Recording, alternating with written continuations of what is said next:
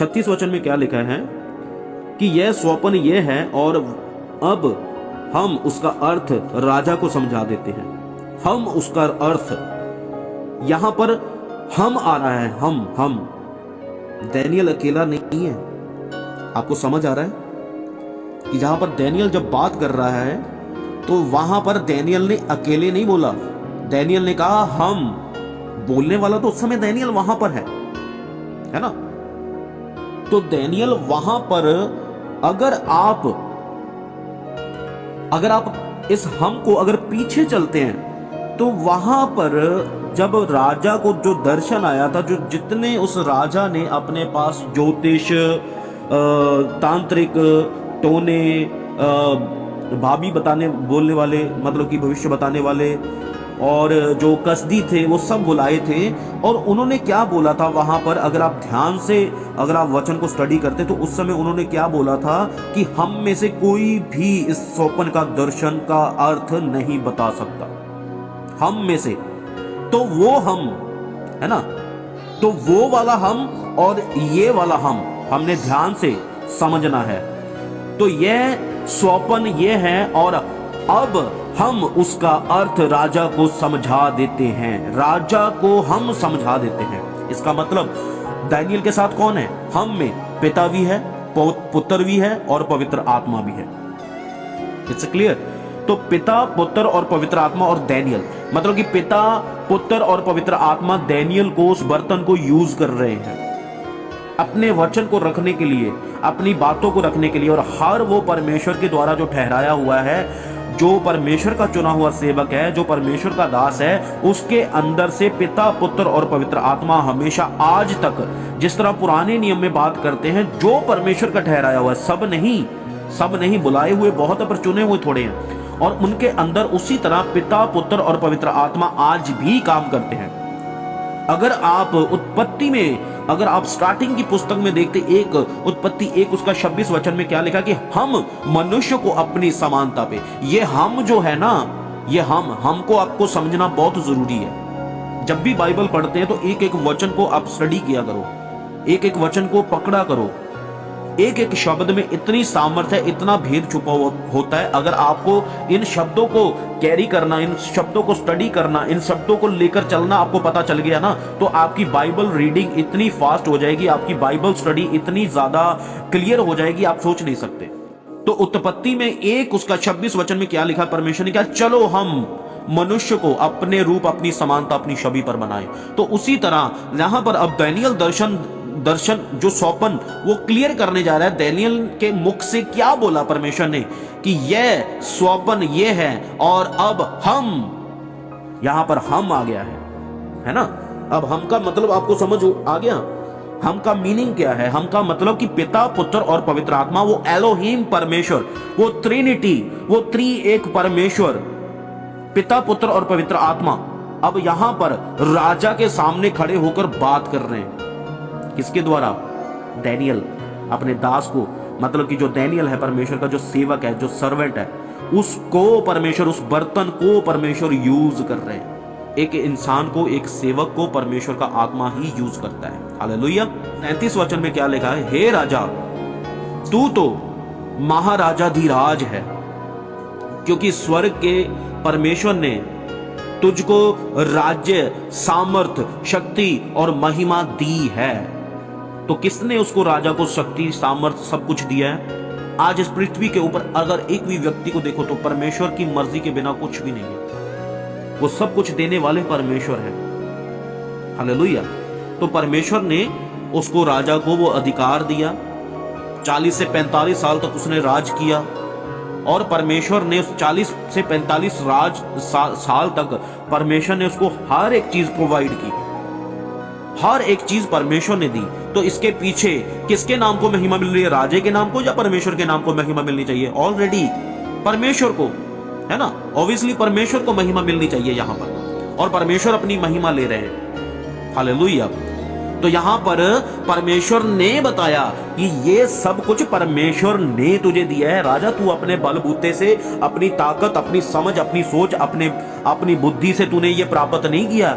38 वचन में लिखा है, और यहां कहीं मनुष्य और जहां कहीं मनुष्य पाए जाते हैं, अब देखिए मनुष्य पाए जाते हैं, वहां उसने उन सभी को और मैदान के जीव जंतु और आकाश के पंछी भी तेरे वश में कर दिए हैं। मतलब कि परमेश्वर ने सब कुछ उस राजा के ऊपर, उस परमेश्वर का अनुग्रह इतना, उसकी दया इतनी थी कि परमेश्वर ने वो सब चीजें उसके कंट्रोल में कर दी है। क्योंकि जो अगर हम देखते हैं वहां पर कितना फिर जो पाप था, वो पाप की वजह से, मूर्ति पूजा की वजह से परमेश्वर को गुस्सा आया, क्योंकि परमेश्वर ने तो सब कुछ उसको दिया, पर उसने परमेश्वर की महिमा नहीं की। उसने किसकी महिमा की? सृष्टिकर्ता की महिमा नहीं की। उसने सृष्टि की उस राजे ने महिमा करनी शुरू कर दी थी। हालेलुया। अब समझ आया आपको? और उसने क्या किया? अगर आप देखो कि जहां पर इंसान है, मनुष्य पाए जाते हैं, वहां उसने उन सभी को और मैदान के बीच, मैदान किसका? मैदान का मतलब कि पूरी धरती, मैदान के बीच, मैदान के जीव जंतु, मतलब कि पूरी धरती के जितने भी जीव जंतु हैं और आकाश के पंछी भी तेरे वश में कर दिए, और तुझको उन सब का अधिकारी ठहराया है। यह सोने का सिर तू है। अब देखिए परमेश्वर ने जो सोने का सिर है ना, जो मूर्ति की, अब एक्सप्लेन, उसका जो दर्शन है ना, वो अब दर्शन उसको क्लियर हो रहा है कि जो सोने का सिर है, जो सोने का, जो उस समय जो सोना है, जो सोने का जो उस समय वो सर का जो मतलब है ना, वो सोने का सिर, वो राजा है। अब डेनियल के द्वारा परमेश्वर उसको बता रहे हैं, क्योंकि तुझको वो सारी, मतलब कि परमेश्वर ने तुझे सिर बनाया, तुझे पूंछ नहीं बनाया। सोने का राज था, वो राज वो उस समय राजा नेबूकदनेस्सर को परमेश्वर ने दिया था। हालेलुया। राजा तू है, सोने का सिर वो राजा तू है। इसका मतलब परमेश्वर ने उसको बताया, जो बेबीलोन का राज है वो तुझे दिया है परमेश्वर ने, वो तेरे वश में, तेरे कंट्रोल में किया है परमेश्वर ने। जो वहां पर अगर हम देखते हैं, जो जितनी सोना, चांदी, पीतल, लोहा और कीचड़ है ना, तो यहां पर कितनी बातें आ गई। पहले नंबर पे सोना, दूसरे नंबर पे चांदी, और तीसरे नंबर पे पीतल, और चौथे नंबर पे लोहा, और पांचवें नंबर पे लोहा और कीचड़ मिक्स। मतलब कि लोहा भी है वहां पर, मिट्टी भी है वहां पर, और भी ऐसा कचरा है, वो कीचड़ मिक्स है ना। तो जो पांचवा स्ट्रक्चर है, स्टार्टिंग वाला, तो वहां पर परमेश्वर ने सब कुछ, उन चीजों का जो अर्थ है ना, उसका एक्सप्लेनेशन परमेश्वर दे रहे हैं वहां पर, कि सोने का सर, सोने के सर तक, मतलब कि परमेश्वर ने उस राजे को, उस बेबीलोन के ऊपर, उस पूरी जगह पर, जो उसका जो एरिया था ना, जो उसका दायरा था, जो बेबीलोन का 60 किलोमीटर तक फैला हुआ था। 60 किलोमीटर तक जो उसकी दीवारें थी, जो दीवारों की चौड़ाई थी ना, जो चौड़ाई थी 40 से 50 फीट की चौड़ाई थी उनकी। तो जो नीचे को वो दीवारें थी, और ऊपर इतनी दीवार नीचे 35 फीट नीचे थी, और 35 फीट उतनी ऊपर को थी। ये तकरीबन 3 मंजिल तक का हो जाता है। 35। सोचो कि राजे के पास कोई भी ऐसा शत्रु, वैरी, जो घात लगाकर भी, जो सुरंग खोद कर भी उसके पास उसको मारने के लिए नहीं जा सकता था। तेरे बाद एक छोटा राज है ना, उसके बाद में जब वो नबूकदनेस्सर राजा के बाद में जब दूसरा राज आया, तो वो कौन सा राज आया? मादी फारसियों का राज आया, जिसको चांदी का, है ना, जो चांदी का चिन्ह है, जो चांदी का चिन्ह बताता है। उसके बाद में मादी और फारसियों का उस समय राज आया। उसके बाद में अगर आप बाइबल में पढ़ते हैं, वहां पर आपको लिखा हुआ मिलेगा। आगे अब अगर जाओगे तो वहां पर नबूकदनेस्सर राजा के बाद फिर और मादी और फारसियों का वो राज आया। हालेलुया। तो तीसरे नंबर पे, और फिर उसके बाद में पीतल का, पीतल किसको कहते हैं? पीतल मतलब कि ग्रीस, जो एक ग्रीस आपको पता है ना, एक नगर है, एक मतलब कंट्री है, तो ग्रीस का मतलब जो उस समय पीतल का जो है, वो पीतल का जो स्ट्रक्चर है, तो वो बादशाह सिकंदर के नाम को दर्शाता है, राजा को दर्शाता है। आप में से जितने भी अभी स्टडी कर रहे हैं, स्कूल में पढ़ रहे हैं, तो आपको बादशाह सिकंदर के राज्य के बारे में वहां पर इतना जिक्र किया है। हालेलुया। तो वहां पर बादशाह सिकंदर के राज को वो दर्शाता है, पीतल का राज। हालेलुया। अब आपको क्लियर हो रहा है ना सब कुछ। तो ये जो बॉडी है वो एक राज्य को वो दर्शाती है। हालेलुया। तो उसके बाद में चौथे नंबर पे अगर हम 40 वचन को पढ़ते हैं तो यहां पर लिखा है, और चौथा राज्य लोहे के तुल्य मजबूत होगा।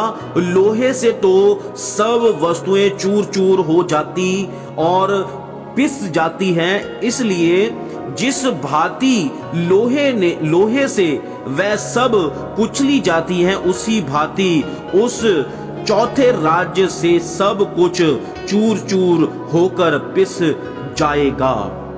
जी, अब ये चौथा राज कौन है? लोहे का राज। ये चौथा राज है रोमी सरकार का। ये वो रोमी सरकार है जिस रोमी सरकार ने, जो लोहे का राज है, वो जिस रोमी सरकार ने प्रभु यीशु मसीह को कोड़े मारे, प्रभु यीशु मसीह को सलीब दिया। हालेलुया। जिस रोमी सरकार ने लोहे के कीले प्रभु यीशु मसीह के हाथों में ठोके, पैरों में ठोके, और लोहे के वर्षे से परमेश्वर के दिल को चीरा, उसकी पसली को चीरा। ये वो राज है रोमी सरकार का जो 500 साल से भी ऊपर उनका राज चला था। परमेश्वर ने वहां पर इस दर्शन के द्वारा वो सब चीजें क्लियर की। अब आपको समझ आ रहा है कि ये जो ये चौथा स्ट्रक्चर है लोहे का, है ना, लोहे की टांगे। अगर आप इस टांगों को देखते हैं, टांगे लंबी लंबी, मतलब कि उतना ही लंबा उसका राज्य भी चला रोमियों का 500 साल। 41 वचन में लिखा है कि और तूने जो मूर्ति के पांव, आगे मैं आपको बताता हूं, आगे क्लियर करता हूं कि ये जो रोमी थे, ये रोमी इतने, मतलब कि इनका जो ये मतलब कि इन्होंने यीशु मसीह के को लोहे के कीले मारे, और जितनी इनकी टांगे लंबी है उतना इनका राज भी 500 साल तक चला। हालेलुया। तो उसके बाद में ये जो मतलब कि ये रोमी थे, ये रोम जो था, ये दो भाग, ये जो आगे अगर हम पढ़ते हैं इसके जो 10 उंगलियां, 41 वचन में क्या लिखा है, और तूने जो मूर्ति के पांव और उनकी उंगलियों को देखा, जो कुछ कुम्हार की मिट्टी की और कुछ लोहे की थी, इससे वह चौथा राज्य बटा हुआ होगा, तो भी उसमें लोहे का सा कड़ापन रहेगा, जैसे कि तूने कुम्हार की मिट्टी के संग लोहा भी मिलाया हुआ देखा था। मतलब कि जो लोहा है वो मजबूत होता है और जो मिट्टी होती है वो कमजोर होती है। ये लोहे और मिट्टी का मिश्रण, इसका मतलब, इसका रेवोल्यूशन क्या है? ये जो लोहा और मिट्टी का जो मिश्रण है, ये उनके अगर हम उनके जो उनका जो ये जो राज था ना, जो रोमी राज था, जो इनका जो एक बटा हुआ, मतलब कि इनमें आपस में वो चीज नहीं थी, इनमें भी फूट थी उस समय, ये इतने मजबूत नहीं थे। और जो पैरों की उंगलियां है ना, जो रोमियों का जो 10 रोमिन, अगर हम इसको देखते हैं, ये अब यूरोपियन कंट्री है। यूरोपियन कंट्री जो बाहर जाते हैं उनको पता होगा कि ये यूरोपियन कंट्री है। जो यूरोप के 10 कंट्रियां आती हैं, उनमें जो रोमियो में आती है, रोमन्स में आती हैं, वो 10 कंट्रियां, मतलब कि पैरों की 10 उंगलियां उन 10 कंट्रीज को दर्शाती हैं। और ये 10 कंट्रियों का आपस में इतना मेल नहीं है, अगर आप देखोगे ध्यान से, तो वो जो 10 कंट्रियां हैं, वो आज तक ये यूरोपियन जो रोमी हैं, ये आपस में ये बहुत ही ज्यादा इनका आपस में इतनी यूनिटी नहीं है, इतना आपस में एक प्रेम नहीं है इनका। हालेलुया। तो जैसे पांव की उंगलियां अलग अलग हैं, वैसे ही वो भी, उनके भी हिसाब किताब, वो सब कुछ वो अलग अलग है, आपको मिलेगा। हालेलुया। तो देखो कितना बड़ा परमेश्वर ने इस दर्शन के द्वारा, कितना बड़ा परमेश्वर ने जो रेवलेशन है, जो अपने लोगों तक पहुंचाया परमेश्वर ने। हालेलुया। 42 वचन में, और जैसे पांव की उंगलियां कुछ तो लोहे की और कुछ मिट्टी की थी, उसका अर्थ यह है कि वह राज्य कुछ तो दृढ़ और कुछ तो निर्बल होगा। इसका मतलब कि जो पैरों की जो उंगली है ना, जितने ये अजोर्पियन है, ये कुछ तो दृढ़ है, कुछ तो दृढ़ है, कुछ तो मजबूत है और कुछ कमजोर है। हालेलुया। तो इनका आपस में, जैसे मैंने अभी आपको क्लियर किया, वो उनका उतना आपस में वो इतने मजबूत नहीं है। हालेलुया। और 43 वचन में क्या लिखा है, और तूने जो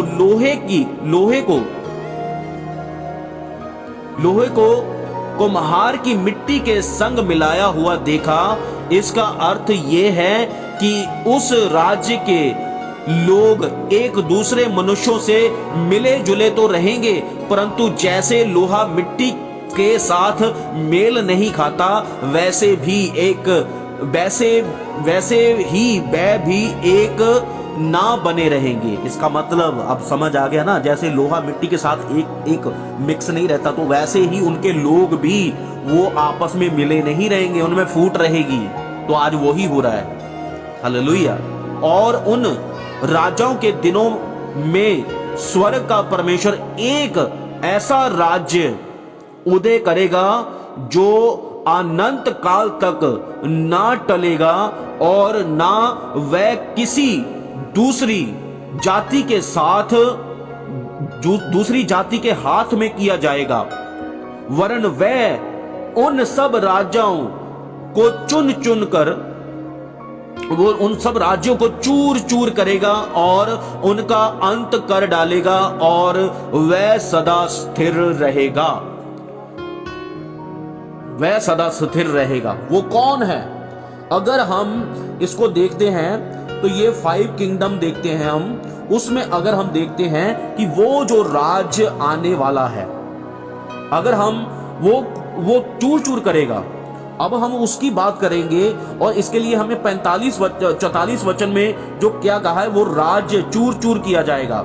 इसके लिए हम अगर एक वचन देखते हैं, वो राज्य चूर चूर करने वाला मतलब कि कौन है वो, 16 उसका 18 से 19 वचन में, और मैं भी तुझसे कहता हूं कि तू पतरस है, और मैं इस पत्थर पर अपनी कलीसिया बनाऊंगा, और अधोलोक के फाटक उस पर प्रबल नहीं करेंगे। अब आपने वचन पढ़ा है ना, अब आपने अधोलोक के जो फाटक है उसके ऊपर प्रबल नहीं होंगे। तो ये अधोलोक के फाटक जो है ये प्रबल नहीं होंगे। इसका मतलब क्या है? अगर हम इस वचन को, अगर हम 44 वचन को दोबारा से पढ़ते हैं, और उन राज्यों के दिनों में स्वर्ग का परमेश्वर, मतलब कि स्वर्ग का परमेश्वर कौन? प्रभु यीशु मसीह, एक ऐसा राज्य उदय करेगा। मतलब कि परमेश्वर जब क्रूस पर मारे गए, गाड़े गए, और परमेश्वर ने वो राज्य लाया। कौन सा? सुसमाचार का। परमेश्वर को ग्रहण करो, तौबा करो, प्रभु यीशु मसीह को कबूल करो, है ना। सुसमाचार का राज्य, एक बड़ी बेदारी जो अब आ रही है। स्वर्ग का राज्य, स्वर्ग का परमेश्वर एक ऐसा राज्य उदय करेगा जो अनंत काल तक ना टलेगा।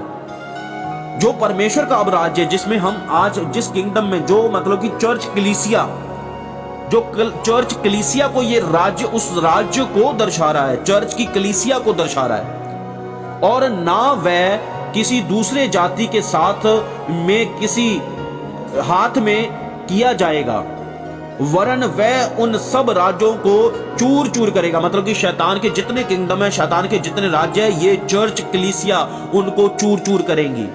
हालेलुया। और उनका अंत कर डालेगी, और वह सदा स्थिर रहेगा। कौन? परमेश्वर का ये वचन, वो परमेश्वर की वो कलीसिया सदा स्थिर रहेगी। और 45 वचन में लिखा है कि जैसा तूने देखा कि एक पत्थर किसी के हाथ के बिना खोदे पहाड़ में से उखड़ा, और उसके उसने लोहे, पीतल, मिट्टी, चांदी और सोने को चूर चूर किया। इस रीति महान परमेश्वर ने राजा को जताया है कि उसके बाद क्या क्या होने वाला है। ना स्वप्न में और ना उसके अर्थ में कुछ संदेह है। हालेलुया। परमेश्वर सब कुछ पैदा कर सकते हैं। परमेश्वर सब कुछ करने की ताकत रखते हैं। और जिस परमेश्वर ने इस पत्थर को बनाया, जिसमें से सोना और चांदी, ये पीतल, ये लोहा सब कुछ निकलता है, और वो चट्टान वो परमेश्वर है। और जो सेकंड कमिंग आने वाला है, जो 5वां राज्य आने वाला है, वो राज्य परमेश्वर को दर्शाता है। प्रभु यीशु मसीह के आगमन को, द्वितीय आगमन को दर्शाता है। और जब वो पत्थर जो परमेश्वर है, वो जब परमेश्वर इस धरती के ऊपर आएंगे, तो जो परमेश्वर को ग्रहण करेंगे वो उठा लिए जाएंगे, और जो नहीं वो परमेश्वर उनको पीस कर रख देगा। हालेलुया। जिस तरह उस मूर्ति को परमेश्वर ने उस दर्शन के द्वारा वहां पर उसको राजे को कन्फर्म किया। और ये स्वप्न, ये दर्शन परमेश्वर ने अपने दास दानियेल के द्वारा जब ये दर्शन उसने क्लियर कर दिया, तो आगे लिखा है 46 वचन में, इतना सुनकर नबूकदनेस्सर राजा ने मुंह के बल गिरकर दानियेल को दंडवत किया और आज्ञा दी कि उसको भेंट चढ़ाई और उसके सामने सुगंधित वस्तुएं जलाओ। तो क्या किया उस राजे ने? वो राजा जो किसी के सामने झुकने वाला नहीं था, किसी के सामने वो दंडवत करने वाला नहीं था, वो इतना क्रूर, वो इतना घमंडी राजा था, वो दानियेल के पांव में गिर गया कि उसने बोला कि इसका परमेश्वर सच्चा है, इसका परमेश्वर जीवित है। और इसके परमेश्वर के उस परमेश्वर के सामने वो झुका। जब उस राजे का दर्शन उस दानियेल ने, परमेश्वर के दास ने वो दानियेल को वो दर्शन क्लियर किया, और वो राजा उसके पांव में झुक गया। ये है परमेश्वर के काम करने का तरीका, ये है परमेश्वर के काम करने का ढंग। हालेलुया।